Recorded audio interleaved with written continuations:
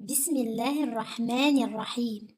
الحمد لله رب العالمين، وأشهد أن لا إله إلا الله وحده لا شريك له، وأشهد أن محمدًا عبده ورسوله صلى الله عليه وعلى آله وصحبه وسلم تسليمًا كثيرًا.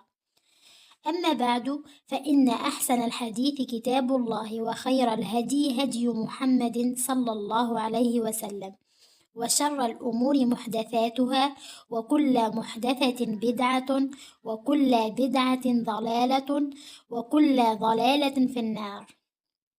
سنتطرق في الحلقة الثانية إلى أسماء القرآن وتعريف السورة والآية. نبدأ بأسماء القرآن.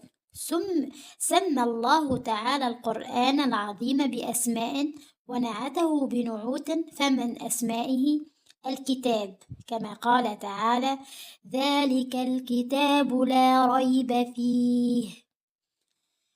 وسمي أيضا كلام الله، كما قال تعالى: وإن أحد من المشركين استجارك فأجره حتى يسمع كلام الله.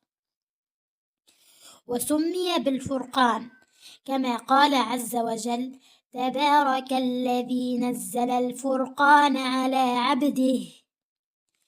وسمي أيضا بالذكر، كما قال تعالى: إنا نحن نزلنا الذكر وإنا له لحافظون. وسمي بالمصحف، وهي تسمية ظهرت بعد أن جمع القرآن في عهد الصديق، كما سيأتي شرحه. ولم يثبت حديث مرفوع إلى النبي صلى الله عليه وسلم من قوله في إطلاق هذه التسمية على القرآن المجموع فيما بين الدفتين، لأنه لم يكن في عهده بين دفتين على هيئة المصحف. وتسمية المصحف جاءت من الصحف التي جمع بعضها إلى بعض فأصبحت على هيئة الكتاب. وأما ما ذكر الله عز وجل من نعوت كلامه المنزل على محمد صلى الله عليه وسلم فكثير، فهو وهدى وشفاء ورحمة وموعظة وذكرى وبشرى ونذير وبيان وروح ونور ومبين ومفصل ومبارك وبصائر وكريم وعلي وحكيم وعزيز ومجيد وقيم وأحسن الحديث، وغير ذلك من الصفات الدالة على عظمته ومنزلته ورفيع قدره مما اقترن بذكره أو عند الإشارة إليه في كتاب الله تعالى وسنة نبيه صلى الله عليه وسلم. ثم نتطرق إلى تعريف السورة والآية.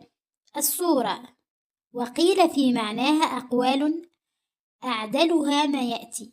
الأول يقال سورة للمنزلة من البناء، فسميت السورة من القرآن بذلك لأنها منزلة بعد منزلة مقطوعة عن الأخرى، أو لأنها درجة إلى غيرها.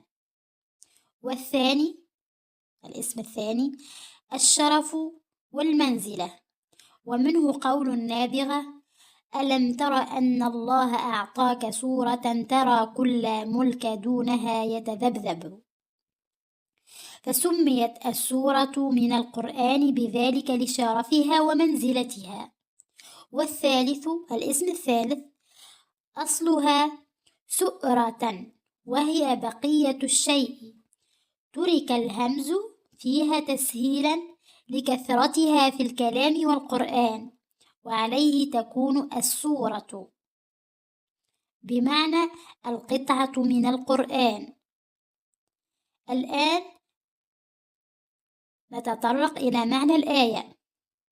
والآية هي العلامة، وسميت الآية من القرآن بذلك فيما قيل لأنها علامة لانقطاع كلام من كلام، ولأنها بمنزلة أعلام الطريق المنصوبة للاهتداء بها. وكذلك الآية الجماعة في قول بعض أهل العربية، وعليه فسميت الآية من القرآن بذلك لأنها جماعة حروف.